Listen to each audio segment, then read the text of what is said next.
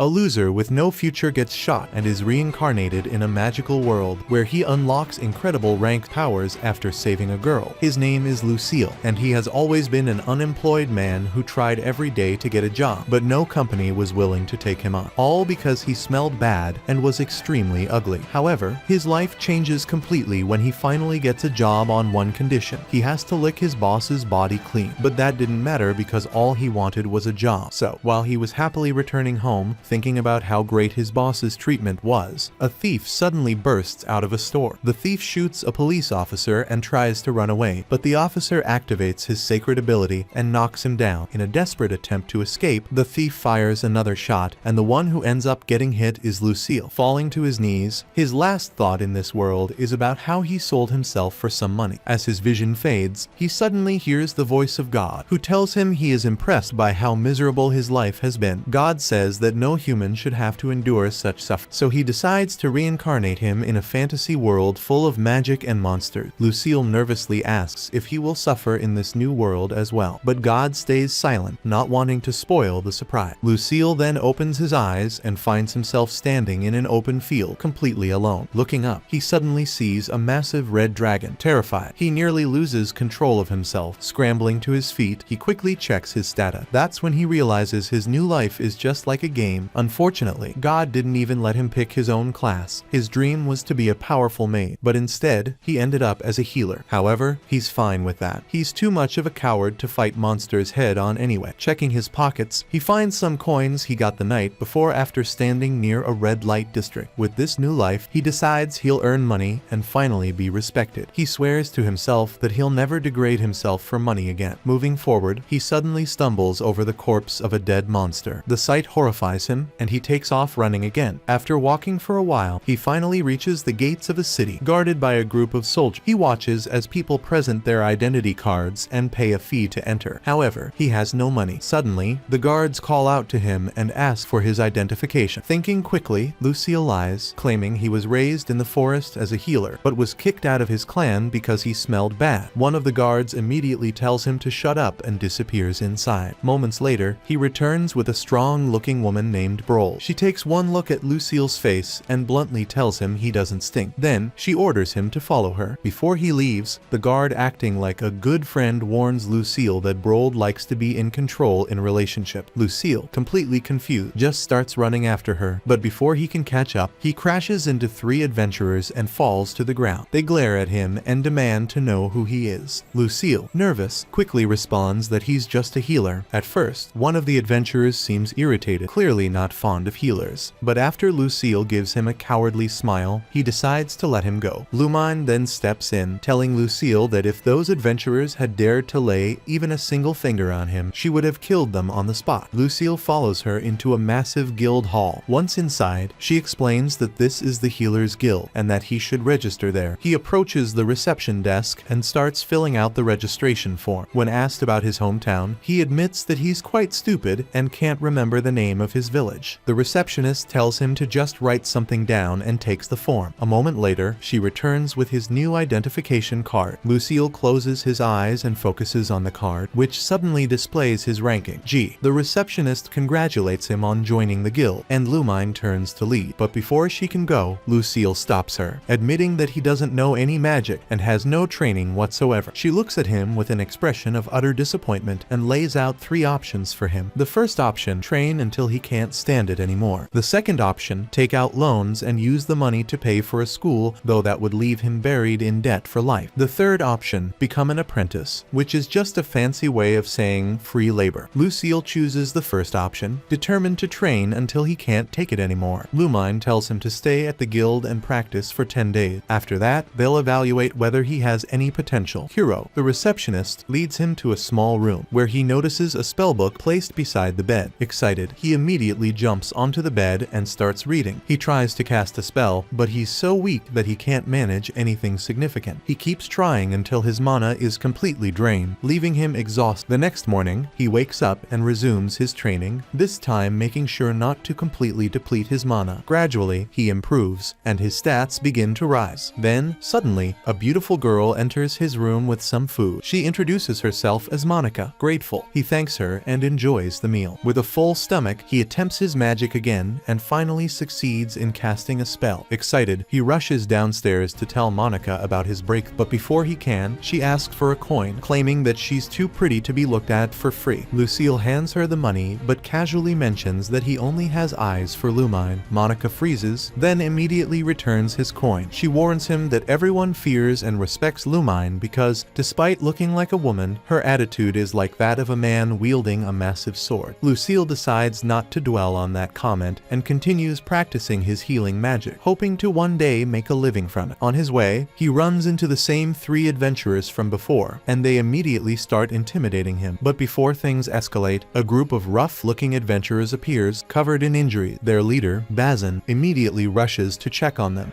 Lucille suddenly remembers something Monica told him: healing services are ridiculously expensive, which is why most people can't afford them. But Lucille believes this is wrong, wanting to be different. He offers to help the injured adventurers. He leads them into an alley and begins healing one of them. Then, one by one, he treats the other. However, just as he's about to heal the last, he feels his energy draining completely. Having used up all his mana, he collapses to the ground, completely exhausted. Later that night, he realizes how useless he is and decides that he needs to train even more to increase his mana supply. The next day, he goes to the Adventurers Guild where he meets the best girl, Nana. She tells him that he doesn't have any fighting skills, so he can't be an adventurer yet. So he begs her to find him a teacher who will teach him how to fight. She thinks for a while and then returns with a monstrously big guy who tells Lucille that his favorite pastime is beating up weak people, so he'll teach him how to fight. However,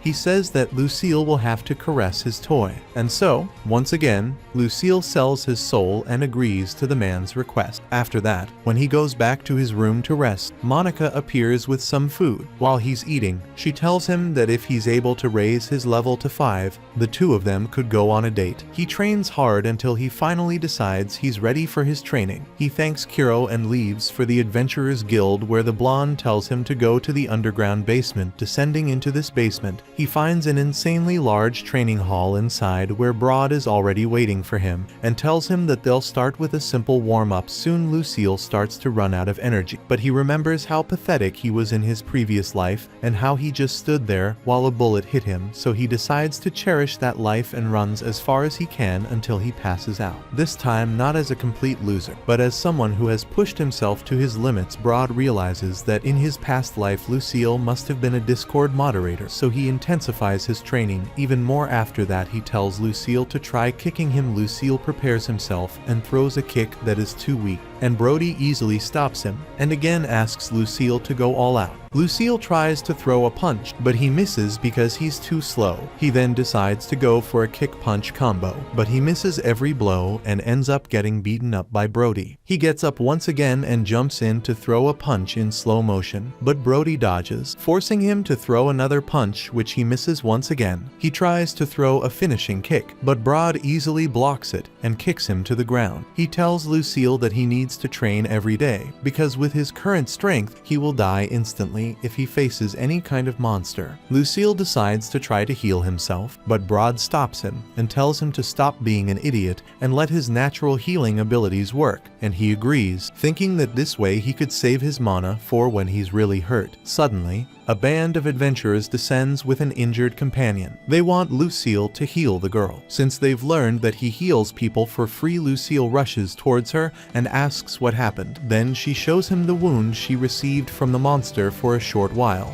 Lucille stares at the girl's back, but he immediately comes back to reality and decides to heal her completely. This surprises everyone, and after he's finished satisfying his client, Broad goes up to him and tells him that he wants to practice his healing magic every day until he's completely exhausted, and then use meditation to recover all his energy. Lucille promises that he will practice a lot, but he also says that he doesn't have much money to eat. Then Broad says that since he heals people for free, he'll be able to eat at the guild 3 times a day, since with him there, the survival rate of injured adventurers will increase. Later that night, he takes a shower and Broad gives him a pile of clothes. Lucille gets dressed and then smells his old clothes, which are stinkier than a beggar's clothes. Nana appears and asks him to hand over his dirty clothes so she can wash. After that, he walks to the bar where he finds Broad sitting with a pile of food. He tells Lucille to eat as much as possible. Lucille devours the food, as if this were his last day on Earth, and then returns to his room. Broad decides to leave and tells Lucille that his next training session will be more difficult, so he should get at least some rest. He tries to sleep, so he decides to stretch his body and practice some spells. Then he meditates and finally goes to sleep. The next morning, he is woken up by Broad, who takes him to the tavern, where he gets his breakfast and hands it over to a fat man who is definitely forbidden to be near any children. He produces a large jug of something that doesn't look tasty at all and doesn't even seem safe. The fat man tells him to drink it, so Lucille simply closes his eyes and he swallows all that shit as if his life depended on it. Suddenly, his whole body fills with energy and he starts eating like crazy. He then runs into the training hall and starts training once again, only to miss every punch, only to be punched in the gut and fall to the ground. Luckily, that weird drink gives him extra energy, so he gets up once more and starts fighting Brody, as he attacks him with a flurry of punches, and all Lucille can do is try to block them. Finally, Broad finds an opening and sends Lucille to the ground. Broad believes he's done training for the day, but Lucille gets up once again ready to fight. This really excites Broad, but before he can hit Lucille again, a cat girl walks into the training hall asking if Lucille really heals people without charging a lot of money. He immediately runs up to her asking her to show him where she got hurt. The beast girl turns around to show him the bite mark on her waist. Lucille immediately starts chanting his spells and heals her completely. She turns around with tears in her eyes and starts sobbing. Suddenly, an adventurer calls him over and asks why he's healing a beast girl. Lucille realizes that this man is being racist, so he answers him by saying that he can't ignore any injured person. The man smiles at him and asks if they can come back if they're injured, and Lucille agrees. The girl, being very happy, jumps on Lucille, giving him a hug, which shows that you still haven't gotten a girl's hug because you don't make an effort. Later that night, he comes back for dinner and the fat slob turns up again with a totally dubious jug, which he is forced to drink from before going to bed. As he walks down the corridor, he notices that lots of people seem to be following him and watching him. He just goes back to bed wondering why he's being stalked, but he ignores it and just goes to sleep.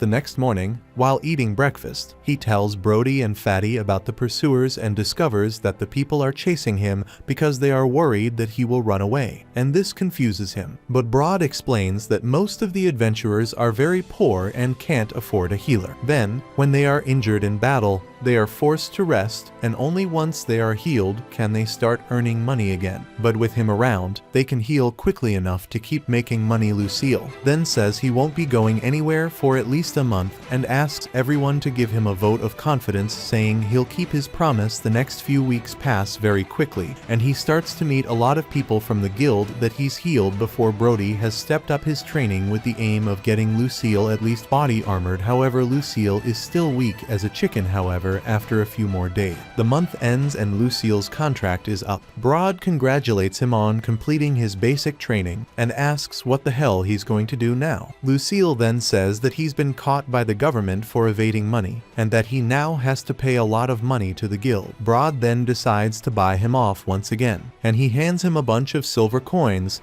and tells him to use this money to pay the guild's tax, and once he's done that, he can go back to the training hall. He thanks her for her help before running back to the Healers Guild, finally paying his taxes. After that, he returns to the Adventurers Guild. Later that day, Lucille sits down to lunch when the fat weirdo comes again with a jug and forces him to drink that strange, suspicious liquid again. The next morning, Lucille is getting ready to train when Broad tells him that today's training won't take place in the hall, but in the kitchen, where he wants Lucille to learn how to beat animals to show vegans how life is lived. He seems a little surprised, but follows him down the corridor to the back kitchen, where he is greeted by Galva, the fat man's older brother. Galva welcomes him and tells him not to worry, as he'll show him how it's done first. He then immediately takes a whole pig out of his bag. Galva starts butchering the animal, while Lucille looks on as if he's even a vegan. Galva says that this meat is used to feed the population of this town, but the real reason Lucille is here is different. Brod sent him here so that he could learn about the different monsters in the forest and their weak points so that he could defend himself in the outside world. Lucille immediately gets scared, saying that there's no way he can fight a monster. But Galva tells him to stop being such a chicken because hundreds of adventurers go out to fight every day, and many of them die on the battlefield, never to be seen again. Lucille says that's exactly why he doesn't want to fight a monster. But everyone tells us that before he saves anyone, he has to save himself first, and to do that, he has to face reality. Galva then takes a rabbit with horns out of his bag and tells Lucille to kill it. He's completely shocked, but decides to give it a go and starts to cut up the animal, somehow managing to finish it off. Later that night, he sits down when the fat man tells him that his clothes are all dirty and that he should wash. He gets out and starts washing them when suddenly Nana approaches and asks if he's alright. She takes his hand and holds it for a while,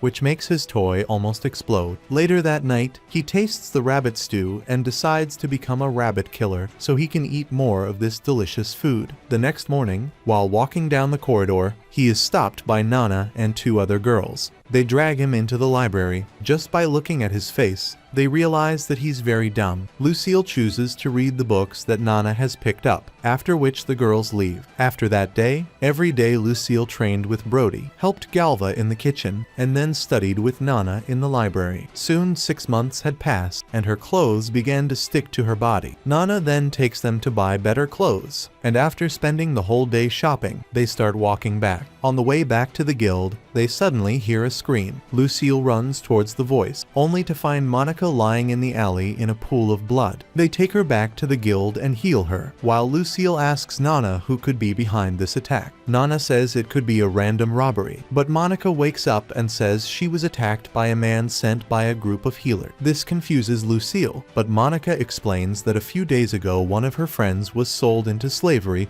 because she didn't have enough money to pay the healer. Monica ended up talking too much, and the healers got angry about it and decided to stab her. Later that night, Monica arrives at the tavern and asks Lucille how much she owes him for saving her life. Lucille, being the knight that he is, only accepts her thanks. Normally, a healer would ask for money or for her knightly services. A few days later, the attacker is caught, but he refuses to say who hired him. A few months pass when suddenly, one day, Brod rushes in and tells Lucille to follow him because some adventurers are seriously injured and need his help now. They run through the alleys, while Brod explains that these adventurers were in the forest when suddenly a strange creature attacked them from behind and wounded almost all of them. Lucille sees an adventurer lying like shit on the ground, but Brody takes him to a different room, where 3 adventurers who were almost dead have been kept. Lucille goes to the guy with the stomach protruding and tries to heal him, but is forced to use almost all his mana to close the wound, which causes him to pass out. Brody holds him and hands him a strange drink that makes his mana come back, and he again starts to heal the other 2 poisoned teammates. After everyone is safe, he ends up passing out again, and this time he wakes up in a room with Nana sleeping nearby. He discovers that several people have died while he was unconscious, which really makes him sad, but he decides that he has to move on because he's done his best. After which several months pass, and he grows his hair out and even changes his clothes.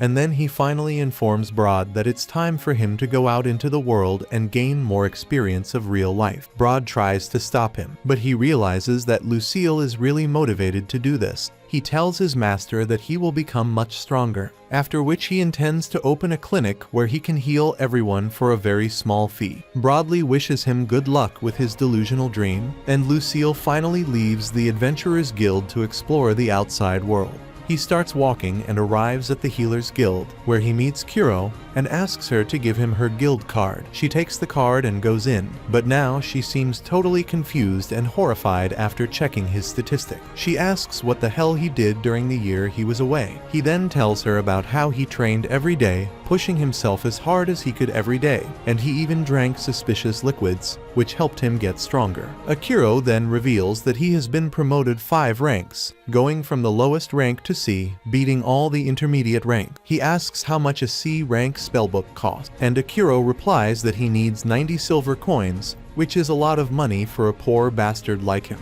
Lucille checks his pockets and discovers that he only has 3 coins left, and just when he thought he would have to massage someone's toy again, Brody walks into the guild carrying a huge bag of coins and tells him to come back to the Adventurers Guild for another year, because the people in the guild couldn't live without him anymore. He even promises to pay him monthly while he's there, and to give him a free room. Akiro asks if this man is harassing him, but Lucille says no, and that he is his master Brody, so he agrees to go back to the Adventurers Guild. He settles into his room once more, now having all the magic books he needs, which were bought by his great master, the man with the giant toy. Out of nowhere, Brody enters his room, and Lucille thinks he needs to heal someone, but Brody just calls him to dinner. As soon as he enters the tavern, he is surprised by all the guild members throwing a party for him. He thanks them all, while the fat man gives him that strange liquid once again. Everyone closes their noses, while Lucille acts like a madman, drinking it all down with a gulp. After that, he sits alone at the table, because no one wants to feel his breath from that stinking liquid, but Bazin and his minions, who he saved from dying another day, sit next to him. Lucille looks at them and realizes that they are happy. He remembers the time when he bumped into them on his first day in this world and was scared to death, but now he's starting to like this world. Then, out of the blue, Bazao asks him if he likes men, which leaves Lucille shocked. Bazin says he only thought that because Lucille always heals girls for free, whereas other adventurers usually ask for an OnlyFans from them in return. The next morning, while practicing in the training hall, Lucille hears some voices when suddenly, a strange man enters the room while Nana tries to stop him. He immediately spots Lucille and tries to go up to him, asking if he's the healer. Lucille confirms this, and the man says that his name is Bot, and Lucille suddenly remembers that he was the one suspected of ordering the attack on Monica a few months ago. Bot orders him to leave the Adventurers Guild immediately because healing people for free is not in the healer's nature. But Lucille Obot is angry about this and says he has no choice but to join his new clinic, because ever since Lucille came to this town and started healing people, his overpriced healing clinic hasn't been able to make much profit. Lucille says that's his problem. This annoys the man, and he starts blabbering about how good he is, since he can cast the highest level of healing magic. Lucille calls him a scammer because he charges a lot of money even if the injury is minor, and if the patient who is healed doesn't have the money to pay, he sells the person into slavery. Bot gets angry at these accusations, and like any idiot who pretends to be intelligent, he says that Lucille is just a newbie, and that he doesn't know anything. Lucille calls him an idiot and tells him to get out, but the bot decides to settle his problems with Lucille using his bare hands. Not his bare hands, in fact, with the hands of his henchmen. Luckily for Lucille, Broad was nearby, and he quickly grabbed the 2 henchmen and asked that damned extra if he intended to leave for good or leave with his ass completely swollen. The damned extra gets scared and runs away immediately, being followed by his subordinates. Lucille thanks Brody for his help, and they all go upstairs, where Lucille is told that now a lot of people might want to kill him if he walks alone in the street, all to get some money from that damned extra. And to make sure that doesn't happen, Broad says that Lucille will start a new training course from now on, in which he will have to train like a monk in the mountains. It really scares him, but before he can say anything, Broad knocks him down and starts throwing him to the ground. Lucille gets up again and tries to hit a combo, but Broad dodges and counters before kicking him, throwing him to the ground and choking him in a non-perverted way. But Lucille surprises him and gets up once again, all bloodied up like a woman in those days. Later that night, Monica tells him that people have started to be inspired by him and are training harder and harder to become better, because they have faith that if something happens, Lucille will be there to heal them, and this gives him some inspiration. So the next day he tells Broad that he wants to train even more, but Broad tells him to protect himself with magic. And then, without thinking twice, he throws Lucille to the ground like a sack of potatoes. Lucille gets up completely shaken, but Brodio congratulates him on surviving, because according to him, an ordinary adventurer would have died after that attack. He tells Lucille that it's time for them to take their training seriously, and throws him a sharper sword than my mother's tongue that only talks shit in my ear. And so they begin a new training routine using swords, spears, and different types of magic, and of course not forgetting hand-to-hand combat. All this plus learning a spell every day, which begins to increase her skills tremendously. The next few weeks go by without much happening, when one day, while Lucille and Broad are eating with the nice fat man talking about life, Nana walks in with a letter in her hand. She hands the letter to Lucille, who is confused as to who would want to send a letter to a loser like him,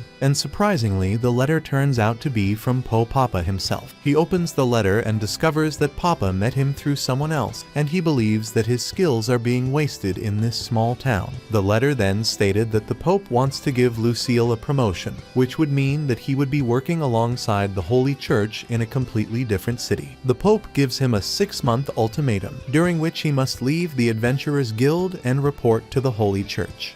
Lucille looks confused, but Broad immediately states that, and all this was set up by none other than the fat weirdo, that extra they're called Plot, and according to Broad, that damned extra who was Lucille out of his way. But at the same time, he doesn't want to be the villain of the story, so he decided to send a letter to the Holy Church advising them to grant Lucille a promotion. Now the Holy Church will take him away from the city and force the adventurers to return to their clinics to be healed for a very high price. Broad says that they can't really do anything about it, and that it would be better if Lucille simply trained as hard as possible so that he could learn to fight to the best of his ability. That night, Lucille trains as much as he can, after which he lies on the floor completely exhausted. All this while Catgirl pokes him for no reason. Suddenly, the fat man enters the room and gives Lucille a large jug of holy water so that he can recover his energy. And the Catgirl, who hates the smell of this drink, moves away to escape the stench. Lucille drinks it all down once again,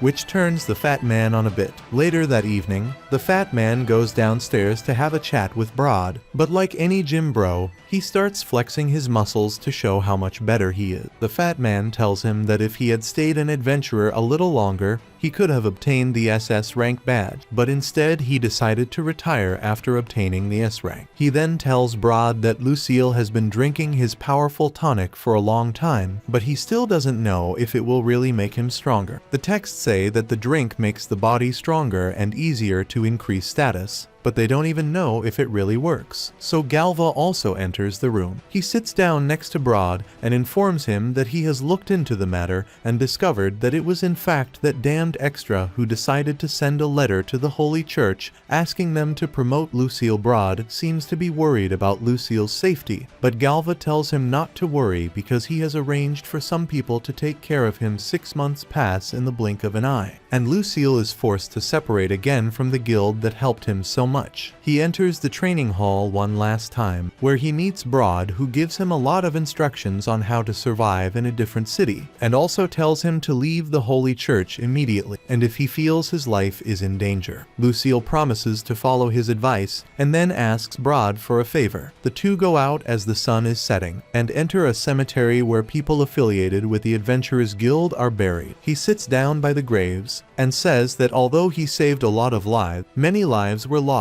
because he simply wasn't strong enough to save them. He tells Broad that now that he is being forced to leave, the adventurers will have nowhere to go for treatment, and will be forced to heal themselves with people like that damned extra, who will cheat everyone, leaving them poor and homeless. He turns to Brody and says he doesn't want that to happen. He begs him to start a training course for the novice adventurers so that they can learn the basic skills to survive in the real world. Lucille claims that he was able to help so many people because so many people helped him when he was super weak, and so he wants the newcomers to be trained by Broad and Galva so that they can learn more about basic combat and also how to kill a monster. He tells Broad that if the novice adventurers learn the basic, their injury rates should decrease, which will basically bankrupt the big healers like Bot. Brody smiles at him and promises to create a basic training course. Then he asks Lucille what he thinks about Monica. Lucille blushes and says that Monica is a cool grotto with a very amazing front end, and that everyone knows that her thick thighs have saved many lives. Brody laughs and tells him to say goodbye to the girl too, because it turns out that Monica and Nana were hiding behind the tombs, and overhearing their conversation, the two of them come out and Lucille Lucille immediately thanks them for all the help they've given him. The two of them start to heal, and Monica says that he was the one who saved her when she was about to die, and that she'll never forget it. He breaks the news that he has to leave the guild and go to a different city now, which makes the girls cry, but he promises to come back as soon as possible and comforts them as best he can with his ugly face. The next morning, everyone in the guild gathers to see Lucille off, while he has a final chat with Brod about how he'll never forget his training session, and then he thanks all the guild members for helping him through the hard times and promises that he'll come back and repay their kindness one day. Brod tells him to stop with the corny dialogue and hands him a magic bag that can store a large amount of items inside, along with a small purse of money. He tells Lucille that this is the gift of the whole guild, which makes him cry like a child when he arrives at the city's main gate, where the guard informs him that his carriage is ready and there are even some people in it. Lucille is confused because he wasn't expecting to be traveling with company, but he goes to the carriage to greet them, only to be surprised by Bat-Kun and his gang. He starts crying like a child again, while Bat-Kun says he looks like a little girl and asks him again if he doesn't like men. Lucille says no again. Then Bat-Kun tells him to get on the wagon so they can start their new adventure. Lucille and the adventurers soon arrive at the holy city. Bat-Kun asks if he plans to go to the holy church straight away and give the Pope a hand, but Lucille says he's out of his magic potion, that super strange drink, so he should get some supplies from the Adventurers Guild first. However, he feels that someone might take advantage of him because of his feminine appearance. Then he asks Bat-Kun and the others to accompany him. Bat-Kun goes with Lucille, and instead of going to the reception, he takes him straight to the cafeteria. He asks a waitress to call the guild master, because he wants to introduce Lucille to him too. Soon after, the guild master arrives and Lucille introduces himself as a healer. Suddenly, everyone begins to look at him with disgust, as if he were a content creator for TikTok. However, the guild master has heard that Lucille is an apprentice of Brod's, so he has no problem helping him. Lucille then orders 3 barrels of that strange liquid he's been drinking. He says he can no longer live without that slimy liquid, but no one believes him. The guild master brings him a glass of that weird drink to see if he can really drink it, and everyone is shocked to see him swallow it all at once.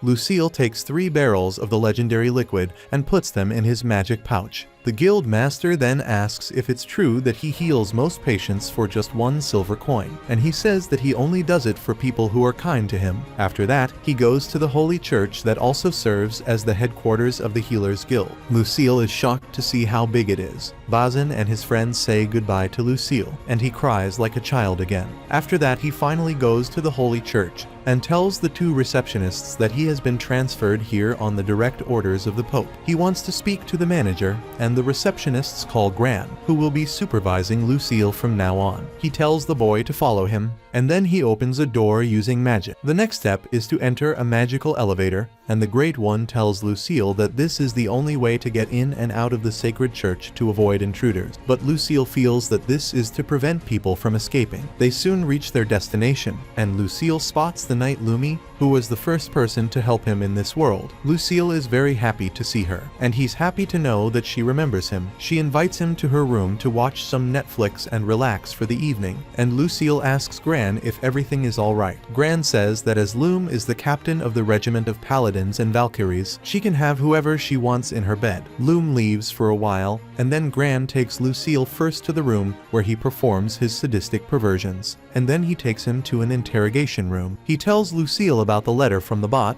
which claimed that he was damaging the business of other healers in the previous town. He then asks Lucille to tell his side of the story. Lucille then realizes everything, so he uses this chance and tells Gran the truth about how the bot and the other healers were charging too much, which is why he started healing everyone at a very affordable price, which made the bot very angry. Gran understands his story and promises to talk it over with his superiors, but before he does that, he gives Lucille his letter of appointment as part of the Holy Church's spiritual cleansing unit. He is given the post of assistant priest and exorcist. Lucille is confused by his job profile, and Gran tells him that from tomorrow, he will have to exorcise ghosts and zombies. His salary will be 20 gold coins a month. After that, he goes to Loom's room. He tells her his story over a cup of tea. He asks about Netflix, but she says there's no such thing in this world yet. So he tells her about his new job exorcising ghosts, and Lumi thinks it's too hard a job for a wimp like him. She tells him that the place he will be taken to is an ancient underground cemetery that has been transformed into a dungeon, a place where magic gathers and combines with the feelings of the dead to create treasures and monsters. But Lucille says he already knows all this,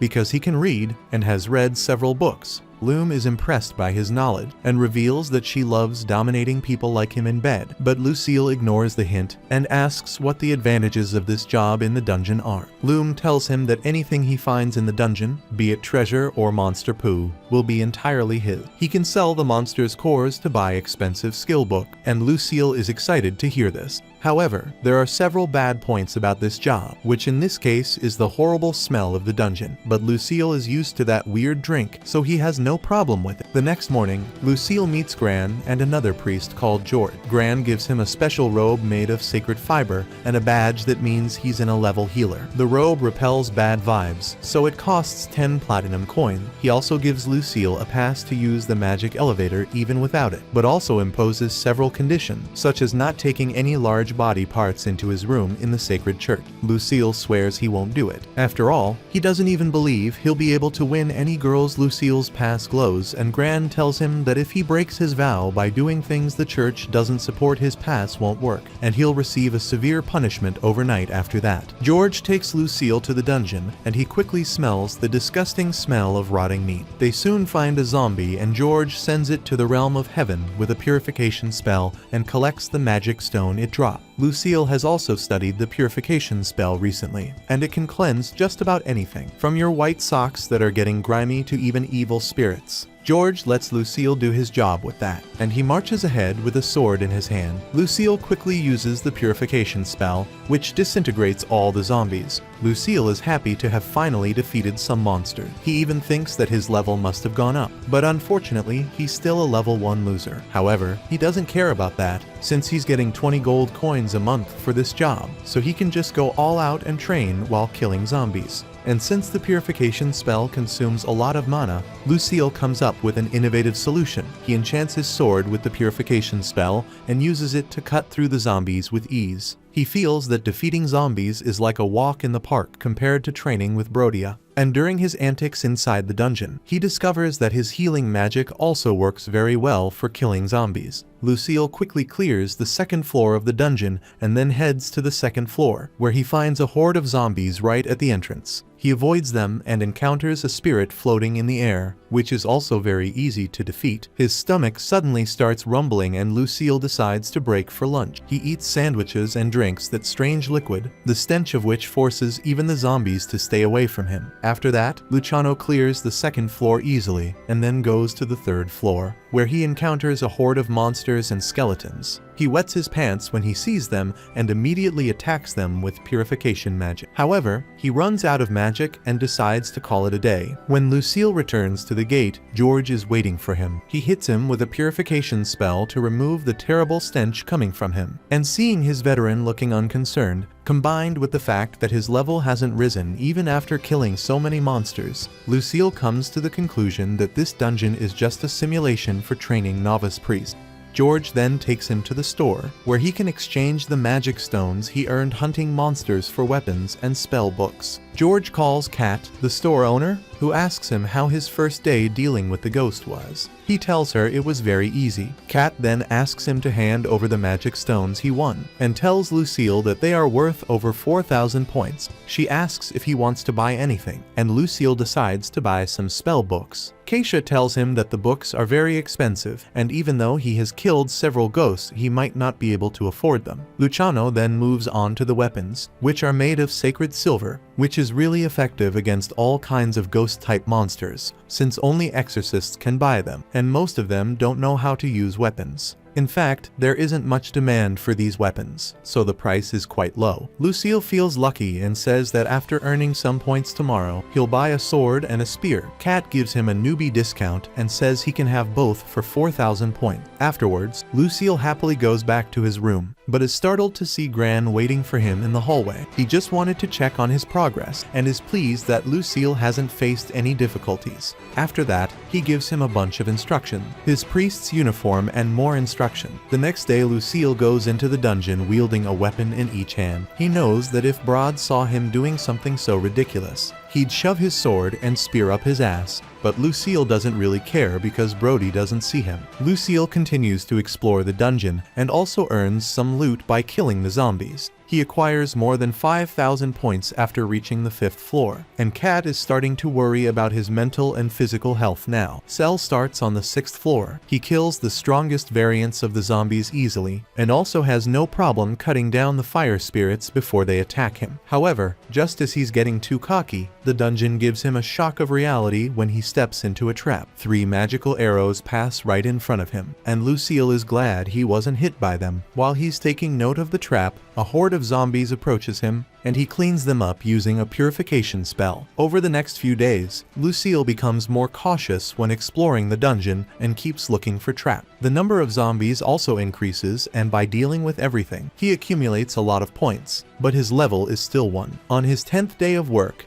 Lucille reaches the 10th floor of the dungeon. He defeats 20 zombies with a single purification spell and then decides to go to the 11th floor. However, when he finds the boss's door, he decides to call it a day, fearing that he's not yet strong enough to face the boss. He talks to George about it, and he is shocked to learn that this boy who looks like a woman reached the boss's door in 10 days. It took him 6 months just to find the door. The next day, Lucille goes to the boss room in top form. He even bought an expensive bow to fight the boss and the other monsters in the room. Before entering the dungeon, he drinks a huge glass of the liquid. He gets instant energy and opens the doors that are as thick and heavy as my sprouted house neighbor who stomps hard and shakes my whole house. And as he looks around, the door closes. Lucille sees a small spirit in front of him, but instead of attacking it, it flies across the room and reveals a huge horde of monsters waiting for him. Lucille is startled, but he calms down and chants the purification spell. However, his purification spell isn't working in this room. Lucille panics as he runs, thinking he should have gotten more information about the boss's office before going there. And as he is cornered against a pillar, a zombie scratches him, and for the first time, Lucille feels that this place is really dangerous. In his frustration, he attacks the zombies and starts killing them one by one. He discovers that he can enchant his weapons with purification spells. He uses this technique to fight the monsters. After a while, he has defeated all the monsters, but he's also pretty exhausted. He remembers Brody and all the training he received, which made him strong enough to deal with this dangerous situation. He then starts to pick up the magic stone, when suddenly, a dark tornado appears behind him and pushes him to the ground. Lucille looks up to find a skeleton wearing the robes of a priest. He realizes that the previous fight was just a warm-up, and the monster he's seeing now is the real boss. He tries to heal his wounds to get into a fighting state, but his magic is still deactivated. Frustrated, Lucille throws his spear at the skeleton boss, who dodges easily. Lucia then uses her bow, but her arrows also fail to hit the boss. However, this confirmed his hunch that the boss fears weapons made of silver. He remembers how Kat once told him that ordinary healers can't use magic while holding weapons, because normally healers can't do 2 things at once. But Lucille can, and he decides to use that to his advantage. He plans to wait for the boss to use a magic spell on him, and that's when he'll finish off the boss. The boss suddenly releases his black aura, and Lucille continues to shoot arrows at him. The skeleton boss dodges everything, and if he tries to use a magic spell, Lucille will easily hit him. The boss starts to do just that, and Lucille thinks this is his chance. He enchanted his sword with purification magic and attacked the boss. However, these attacks weren't enough to defeat the skeleton boss, and it healed itself immediately. Lucille was anticipating this too, so he impales the skeleton boss with his spear. Then he slashes its skull with his sword, hoping it will be enough to destroy the boss forever. The boss disintegrates, and Lucille can now use his magic to heal himself. He then takes all the loot, and just as he's about to return to the surface, the door behind him opens automatically, and as Lucille looks at the staircase that leads to the floor below, he comes to the conclusion that he'll take a look at it the next day, because he's getting hungry now. After that, he goes to the store and tells Kat that he's had a very hard day today, and he then shows her the magic stones he's collected, and Kat is shocked when Lucille tells her that he's defeated the mother monster and also the boss on the 10th floor. She's a bit annoyed that he's being so reckless, but when Lucille tells her that no one has explained things to him, she realizes that Lucille is simply dumb, but fortunately strong enough to overcome the challenges.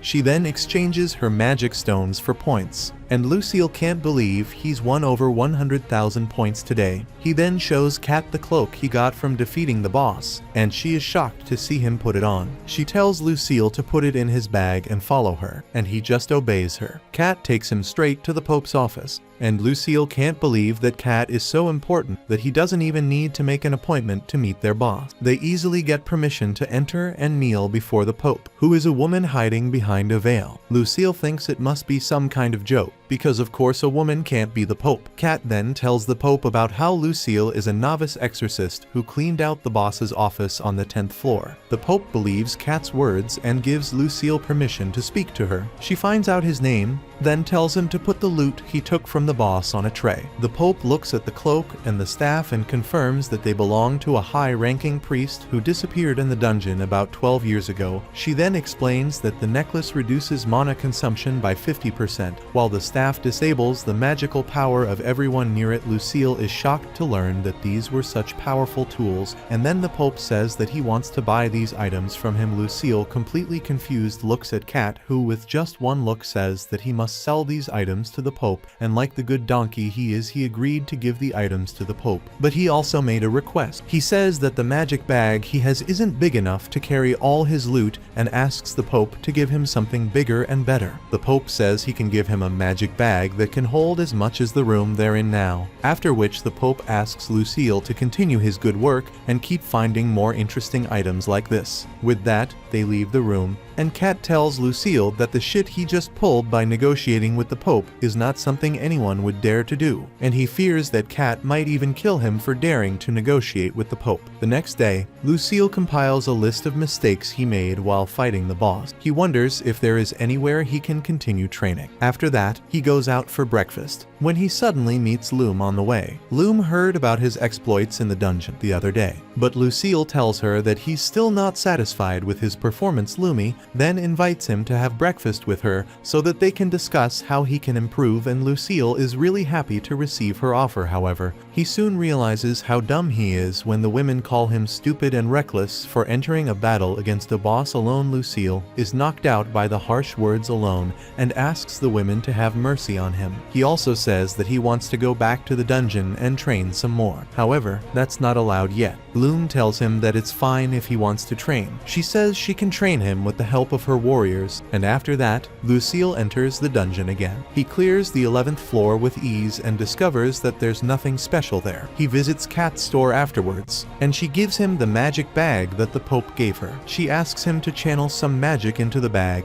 and it turns blue, revealing that Lucille's gender is still male. She explains that he can put anything in the bag just by touching it and reciting a spell, and he can take things out just by imagining them. What's more, he can see everything inside the bag. Lucille does this and discovers that there are many books and spells inside the bag, and Kat reveals that it was a gift from the Pope. Thanks to this lucky break, Lucille quickly explores the 15th floor in the dungeon, and the next day, Lucille joins the training session with the Valkyrie Paladins, and he quickly falls into training with the girls because he knows he's not a real man yet. Lucille introduces himself to everyone, and he tells Loomy that even though they are much more skilled than he is, he can't see himself raising his hand to a woman. Loomy is offended by this, as she is a feminist and believes that a good man should try to beat his wife, but she tells Lucille that he will soon understand her position. He then starts running and all the girls follow him. Lucille thinks it will be easy, because he used to run a lot when he trained with Brody, but he discovers that the girls here are all crazy. They overtake him in a few laps, and any male ego Lucille still had is completely destroyed. He is humiliated when the race is over. her. And the next training session is a combat session, and Lumi decides to show Lucille his place in this world. She immediately rejects him when he imposes a spear and sword, and she tells him to fight her correctly. Lucille changes to a sword and shield and attacks Loom. She easily dodges all his blows, and then completely drains the air from his lungs with a juice. He begins to chant a spell, remembering a lesson Brodio gave him about setting a trap for his opponent. The light of magic blinds Loom, and Lucille wakes up, but he finds that he hasn't reached her yet. Lumi is behind him and knocks him out with a light touch on the head. The girls wake him up with slaps a few minutes later, and Lucille finds out that the training is over. The girls say it was a total surprise to see Lumi fighting him seriously. They believe that Lumi respected Lucille's efforts, and that's exactly why she knocked him out. His training with the girls continues, and he soon begins to show his worth in mock battles. The girls think that the team with Lucille has an unfair advantage because he can use barrier magic. Lumi agrees and says that Lucille is a strange case because he mastered healing magic and holy magic at a very young age. Lumi reveals that she heard all about his hard training at the Adventurers Guild and how he always slept in Broad's room at night. Lucille is shocked that Lumi has more information about him than the people watching the anime, and he begs her to stop revealing his most secret information. The next day, Lucille enters the dungeon again. He finds 3 zombies and quickly equips a sword and shield using the power of the magic bag. He makes quick work of the zombies and then notices a raised floor and thinks it's a trap for sure. However, he is confident that he can handle anything now and steps into the trap on purpose. This sets off an alarm, and suddenly the zombies come swarming towards him. Lucille deals with them using his purification power spell, and then cuts down the rest of them with his sword. He continues exploring the dungeon until he finally reaches the 20th floor. Lucille senses that the boss inside the room could kill him if he's not careful, so he retreats to gather more information. He goes to Kat, who he says has never been in the dungeon, so she can't help him with that. The next day, he goes back to the boss room on the 10th floor and practices fighting the monsters. A day later, he is woken up by Elizabeth, a paladin under Loom's command. She is disgusted to see Lucille's ugly face and crooked hair, so she tells him to get ready quickly, because today they are going to learn how to use dual-wielding techniques. Then, as Lucille watched Elizabeth fight another knight, both wielding 2 swords, he feels that this is very dangerous for him. Lumi tells him to enter the ring, and he faces the girl Elizabeth was training with. The girl launches a flurry of attacks against him, but Lucille feels he can defend himself against her attacks. He is about to counterattack after seeing an opening, but the girl hits him with a kick that knocks him out. Lucille then struggles with Elizabeth and decides to attack her, but she disappears and reappears on his back and knocks him down. He surrenders and asks Elizabeth how she disappeared before. She reveals that she has an affinity with water and fire magic, so she created an illusion using a mist and tricked Lucille into thinking she had disappeared. After training with the girls for a few more days, Lucille finally challenges the dungeon again. He opens the heavy doors and discovers that armed zombies are already waiting for him there. Lucille attacks them with determination, and thanks to his training with the girls, he can fight with more confidence. After defeating the boss, he drops some rare items this time, and Lucille takes them to the Pope. Ilo thanks him for recovering the items and says that they belong to a high-ranking priest. The Pope then waxes nostalgic, saying that the underground cemetery turned into a dungeon about 100 years ago. No one knows the exact cause behind it, but before the dungeon was formed, the underground had many wonderful facilities besides the cemetery. Lucille is perplexed because the Pope is speaking as if she were present at that moment. The Pope goes on to say that they made numerous attempts to keep the dungeon sealed and tried to prevent the monsters from coming out and attacking the humans. Lucille then asks her if it isn't possible to destroy a dungeon permanently, and the Pope replies that it is possible. She says that if the core of the dungeon is destroyed, the dungeon will disappear on its own. However, no one has ever reached that level. Besides, the number of people becoming paladins has been decreasing over the last few decades, so they don't have enough manpower to clear the dungeon, and that's why she wants Lucille to continue exploring the dungeon. She asks him if he has any requests this time, and he immediately asks her for some armor and anti-undead weapon. The Pope agrees to his request and even promises to promote him, which turns out to be more than Lucille could ask for, and he's very excited to enter the dungeon again. Soon after, Lucille goes to the Adventurers Guild to stock up on the strange liquid, and everyone gives him frightened looks as he does so. The guild master is dumbfounded to hear that he needs 10 barrels, but he says it's fine if Lucille can pay for them. After that, the guild master asks him to work in the Adventurers Guild as a healer, as he did in the previous town. However, Lucille can't work here full-time because of his work in the church, but he promises to help them on his days off, and declares that he will heal them all for the price of a single silver coin. The guild master then immediately takes him down to the basement, where they are keeping all their wounded, but they immediately turn hostile when they see a healer's cloak. They call him a capitalist pig who hoards dying people's money, but the guild master shuts them up and tells them about the legendary healer from the other town, who cures people for just 1 silver coin. The adventurers here have heard stories about Lucille before, but they can't believe he's that legendary healer. They start shouting his name while asking him to cure them, and Lucille tells them to calm down. He declares that he can't cure them forever, and that they will have to depend more on other clinics than on him. After all, he sets a few other conditions for healing the patients. The first is that they don't go to other clinics if they charge high prices, and the second is to help him or other people from the Holy Church if they are in trouble with that. He casts a wide area healing spell and saves them all at once. Everyone is grateful to Lucille for his help, and they call a meeting to give him a proper title. They finally decide to call him Saint Weird because he's a bit of both. Lucille gets scared when everyone starts shouting out his new nickname, but there's nothing he can do to stop them. Afterwards, Lucille goes to Kat's store and reveals that this time he's planning to camp in the dungeon. She replies that this is very reckless, but Kat is forced to give up in the face of his determination and simply asks him to return alive at all costs within a week. Lucille promises to do so and goes to the dungeon. He returns in a few days, and Kat is startled that he has achieved his goals even before a week has passed. She then says that all the items he asked his father for, Papa, have finally been delivered. Lucille receives a magic sword and a magic shield along with insane armor that was won by the paladin. In addition, he receives a special pillow that makes him sleep soundly and wake up totally refreshed. Soon afterwards, Lucille goes to the Adventurers Guild to replenish his stock of the shitty liquid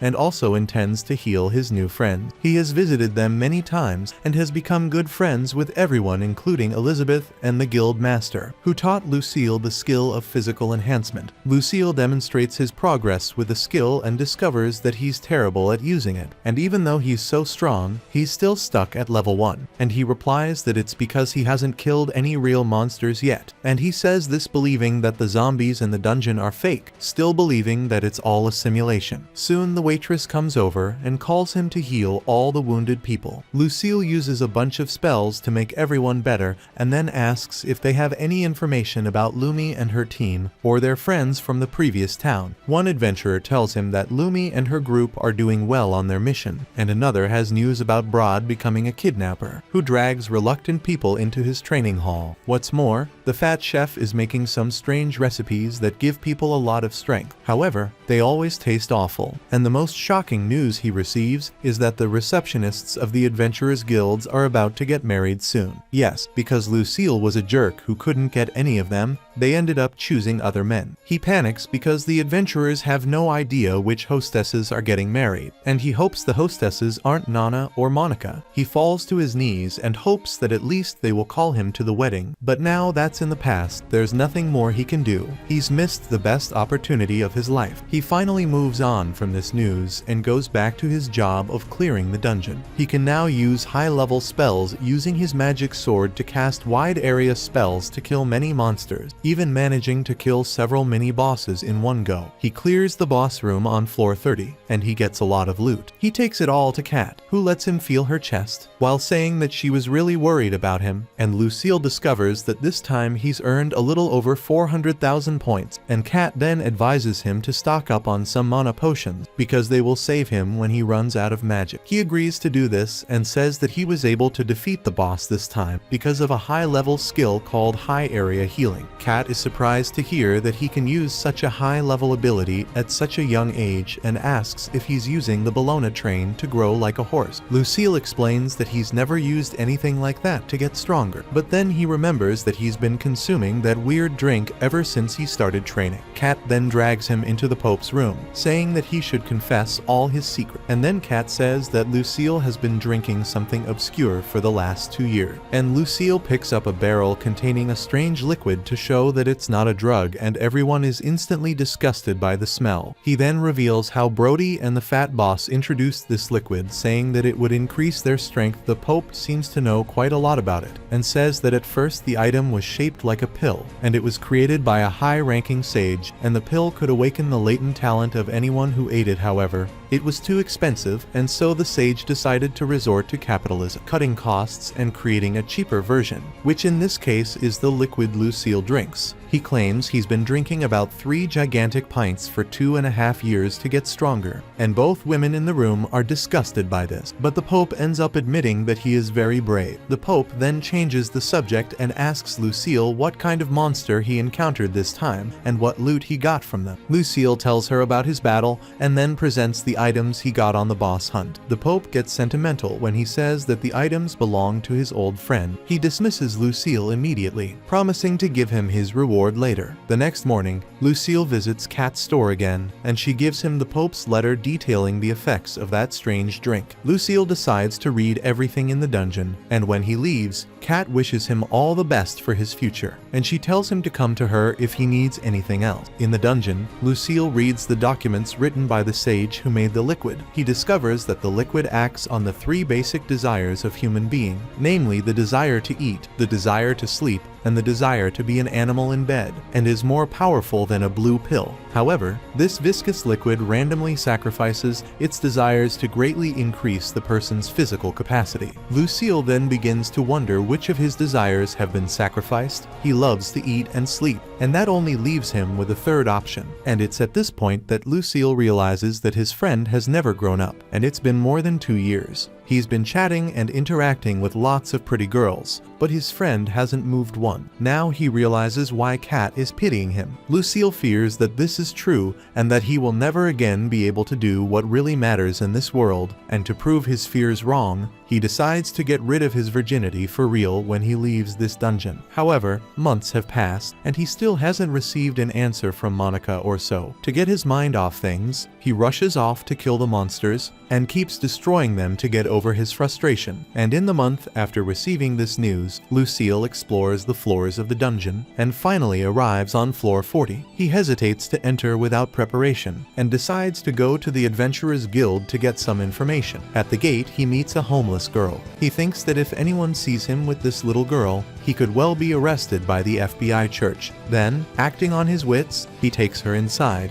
where he is greeted by his 2 favorite girls, Nana and Monica. Lucille asks what they are doing there, but before they can answer, some adventurers grab him and take him to heal the wounded. Lucille quickly heals them and asks the waitress to see what's wrong with the beast girl he met earlier. He's healing people again, but he's still thinking about Nana and Monica, and he's afraid they're here to tell him they're getting married. He barely holds back his tears as he heals all the adventurers, and then the waitress tells him to go to the slums because he's going to find out something really cool about the girl he met. Nana and Monica offer to join him, and the guild master also decides to go with them for their safety. They reach the slums and find many wounded and sick people, and discover that they are refugees who have been attacked by bandits on their way to the city. Lucille approaches a man who is standing, although he is unconscious, and so he decides to use area high healing. And then a man suddenly stabs him, and the trauma of dying in his past life hits him harder than the blow itself, and he feels that he is going to die again. But he controls himself immediately and pulls out the knife before using area high healing to heal himself and everyone else quickly. His girls come to support him, but he asks them not to mind this, for the man who stabbed him was unconscious and his body must have moved on its own. He heals and disinfects other people too, and while he's drinking a mana potion to regain his power, more people from the slums come to him begging for help and being a slacker. He agrees to help everyone all for free. He heals people and even purifies the dirty canal that runs through the slum. Not only that, but but he lectures everyone on the importance of cleanliness. During the evening, he finally manages to calm down a bit and finally takes the two girls to a fancy restaurant where he can talk. Nana says she was worried about him when he was stabbed, and Lucille feels great that she cares about him. After that, he asks the girls what they're doing here and how the guild is functioning without them working as receptionists. They say that things are going to get really hectic because two girls are getting married, and Lucille is frozen when he hears this. He asks them who is getting married, and they say that it's two other ugly girls who nobody gives a damn. They ask him why he's asking this since they've clearly written about it in their letters, and Lucille is shocked to hear that they've sent him letters. He says that he's never received a letter from them, and in turn, they reply that they've never received a single letter from him. He confronts the guild master about it, and he shyly replies that he forgot to deliver his letters because he was too drunk. Lucille gets angry with him, but he is interrupted by one of his acquaintances who asks him which of the two girls is his girlfriend. Lucille freaks out when he hears the question, and he says that the two girls are just his friends. He says that without their moral support he wouldn't have been able to keep drinking that strange liquid, and he wouldn't have endured the training with Broad either. Everyone is shocked to discover that Lucille trains with a retired rank S adventurer, but he ignores them since he wants to spend as much time as possible with the two girls while they're here, and they immediately take him to heal the remaining people. Lucille unfortunately doesn't know what to do with the girls. He just treats the wounded, and they all make a feast for him. In the end, they return to their town. F for Lucille and his friend who doesn't move. After that, he returns to the Adventurers Guild and finds a man who stabbed him bowing and begging for forgiveness. Lucille says he doesn't care. The man then reveals that they are not refugees, but ambassadors from another nation who have come here to meet the Pope and get his help to establish a clinic in their country. They thank Lucille for helping them stay alive, and while the two engage in a bowing competition, the girl from before comes over and hugs Lucille. He quickly realizes that she talks a lot lie. She's mute, all due to an accident she suffered in her childhood. Lucille pats her on the head and calls her a hero for saving everyone and casts a spell called Extra Rio on her, and even though he doesn't yet know how to fully cast this spell, he hopes it will at least help the girl. Soon after that, he meets up with Loom and tells her how eager he is to get into the boss's office on floor 40. She asks if he would like to train with her to improve his skills, and he agrees. He equips his magic sword and shield and continues to defend himself against Loom's relentless attack. He quickly changes his strategy and throws a dagger at her to take her by surprise. Lucille fears she'll be furious with him, but she's impressed that he managed to catch her off guard. They train some more, and Lucille at the end of the training is completely exhausted. Lumi says he's improved a lot and asks him to hold back and not face the boss on floor 40 yet because he still has a lot to improve. 6 months later, Lucille finally plucks up enough courage to enter the boss's office, and Kat gives him the letter from Loom, who is on a mission. The letter tells Lucille about the opponent he is likely to meet in the boss room, and just as Loom wrote, he encounters a giant skeleton monster that used to be the captain of the Paladin. The skeleton Paladin uses a spear and a large sword, and Lucille can only dodge its attack. He casts a purification spell on the skeleton, but his blow has no effect, so he throws a dagger at it, but it seems to do little damage. He attacks the boss and wounds him, forcing him into a corner. As a last-ditch effort, Lucille takes out 3 barrels of the strange drink, and its stench is enough to keep the boss away. Lucille uses this fact to his advantage and attacks the boss with different strategies, and whenever he gets hurt and needs to heal, he quickly moves to the safe zone behind the barrels and even sleeps there. This goes on for a week, and now Lucille is running out of food, and he can't escape from this room without defeating the boss, and he fears that at any moment he'll receive a game over message. He finally realizes that this dungeon is totally real, and that he will die if he is defeated here. Lucille decides to give his all to win the fight and attacks the boss. The skeleton Paladin blocks his attack with his sword, then tries to stab him with his spear. However, after fighting him for a week, Lucille has memorized his attack pattern. He sees an opening, so he manages to cut the boss's sides, and then sends his head flying with a powerful blow. The boss is finally defeated, and the only loot he drops is his spell book. Lucille is happy because he can finally go home, but when he tries to open the door, it won't budge. Well, since he can't return to the surface, Lucille decides to go deeper and runs to floor 50. He ties one of the barrels with a strange liquid to himself, so that he can keep the monsters away. As he sleepwalks through the dungeon, he finds some treasure chests on the way, and easily reaches floor 50. He has also reached the end of his food quota, and as he finishes his last sandwich, Lucille wonders if he will die a virgin in the dungeon. He fears becoming a dungeon boss if he does die, so he decides to do everything before he fights. He invokes the spell book he got from defeating the boss on the top floor, and discovers that it will be a very special spell that creates a safe zone that purges all magic with a dark affinity within it, and even burns all the demons and ghosts within the circle sky. After learning the spell, Lucille enters the boss room and finds a large number of angry ghosts there. Suddenly, the final boss materializes in front of him, in the form of a zombie pope. Lucille feels that he is worthy of being called the final boss, and decides to hit him with a high area healing. Before he can complete his incantation, the boss hits him with a punch and Lucille barely dodges.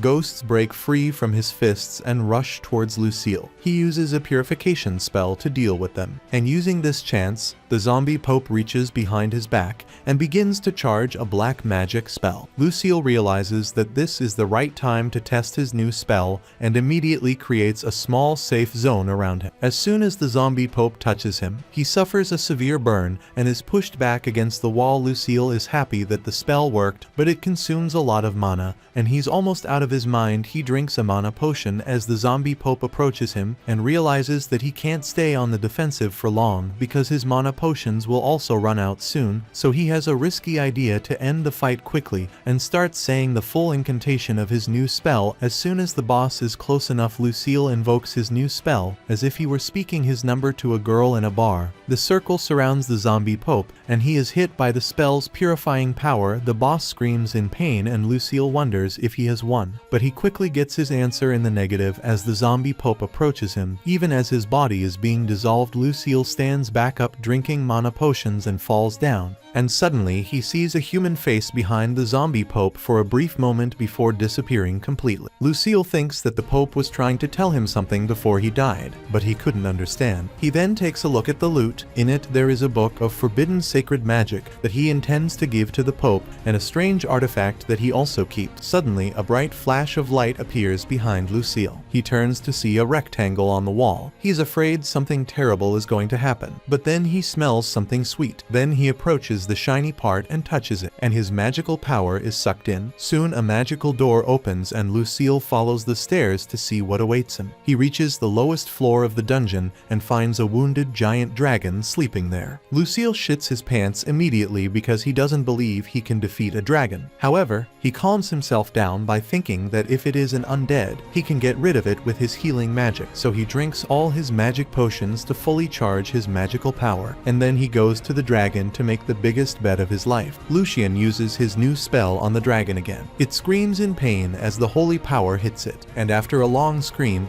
the dragon falls to the ground, and Lucille falls too. He asks if he has won, and realizes that the dragon is alive and conscious. It roars, scaring Lucille. The dragon says he's surprised that an attack by a human really hurt him, and to reward him, he gives him all the treasure he's accumulated over the centuries. Lucille can't believe it. He can take it all, and the dragon assures him that it's not a trap. He also says that once Lucille has taken this treasure, the dungeon will disappear. Lucille senses that the dragon is not hostile and decides to ask more about the purpose of the dungeon. The dragon tells him that a great evil god trapped him and other dragons in areas where dark magic was gathering, and this dungeon is one of them. He was hoping for a hero to save him, but no one came. He is happy that Lucille has arrived to save him from his misery, and that he is also not greedy for the treasure he has earned by pure right. The dragon tells Lucille that he will give him his protection, which will make him harder to kill. He declares that the battles from now on will be even harder and wishes Lucille to save as many people as he can, probably saving a few dragons on his way. The dragon begins to disintegrate, and when Lucille touches it, it is reduced to a mere skeleton. He promises to make the dragon's wish come true and help as many people as he can. Suddenly, he gets some pretty cool titles, including Blessed by the Healing God, Protected by the Holy Dragon, and Dragon Slayer. even though he hasn't killed anyone. Lucille then packs the dragon skeleton into his magic bag and receives a staff and a mystical necklace. And when he wonders what these things are, one of the items begins to glow, and he is immediately teleported to the entrance of the dungeon and immediately runs into Kat's store. She thinks he's turned into a zombie and throws some knives at him. But Lucille defends himself. He tells Kat he's alive, and she runs to hug him, and he even feels alive down there too. She's glad he's alive because he's been in the dungeon for about 6 whole months, and just now she thought he was an escaped zombie. Lucille tells her he had a hard time in the dungeon, and Keisha tells him it's not time to argue about it because there's something more urgent he must do. She drags Lucille out of the holy church, and he meets up with his friends from the previous town together with the town's guild master. Brody immediately puts him in a chokehold like he did in his nightly training session, while he laughs, saying he's glad Lucille is still alive. Lucille asks what brought them here, and before they can say anything, he hears the crowd cheering. Before he can ask anything, he starts to feel hungry, so they go to the Adventurers Guild to eat. There Lucille discovers that since he had been missing for 6 months, people feared that the sacred church had locked him up so that he wouldn't reduce the market price of other healers. And because of this, they broke into the sacred church, demanding that the weird saint be released. After that, Lucille challenges Brod to a fight to check his progress, and he gets beaten up again and again. Lucille is stripped to the skin, while Brod gets as rough as possible with him. Later, Lucille thanks everyone who was worried about him and asks them all to leave. After that, Brod corners him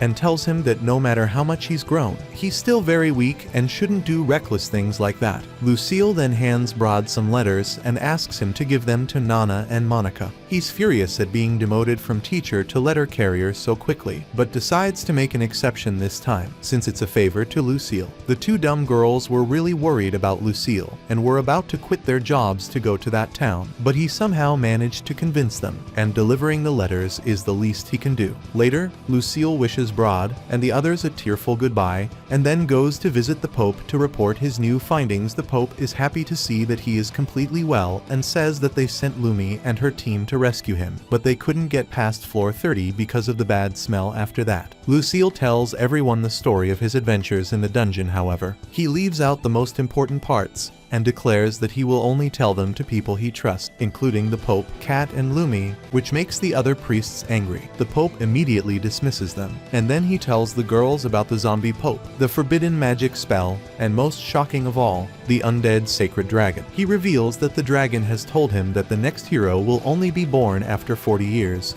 and in the meantime, the monsters will continue to grow stronger as the darkness envelops them. The Pope is worried to hear all this, and she forbids Kat and Loom to talk about it with anyone else. Afterwards, Lucille asks the Pope why he's still stuck at level 1, and she tells him to open his status window to check in detail. He says that his stats have increased, but his level hasn't, and the Pope passes him a scroll containing more information about the strange liquid he drinks. The liquid can sometimes have a disadvantage, making it very difficult for the person drinking it to increase their level. Lucille panics when he hears about this, because he can't decide whether he'd rather level up or keep drinking that strange liquid with a horrible taste. A week later, the Pope organizes a celebration in honor of Lucille's cleaning of the dungeon. She promotes him to an S-level healer and a bishop-level priest. What's more, she gives him the special power to refuse orders from anyone except her. With that, she calls on Lucille to address the crowd, and he panics because he hasn't given a speech since he left high school. He gathers his courage and begins his speech about how the Holy Church is about to lose its power and credibility because of some greedy and arrogant healers. He declares that he will create new guidelines to regulate treatment rates so that more people are saved. He swears that he will spare no effort to save people and restore the glory of the Holy Church. And so Nazrai puts an end to the corrupt church system. He conquers his first dungeon, acquires the power of a dragon, and becomes a ranks healer. This anime is very good, and if you liked this video, don't forget to like it. Also like this video, and watch the other videos that are appearing right there on your screen.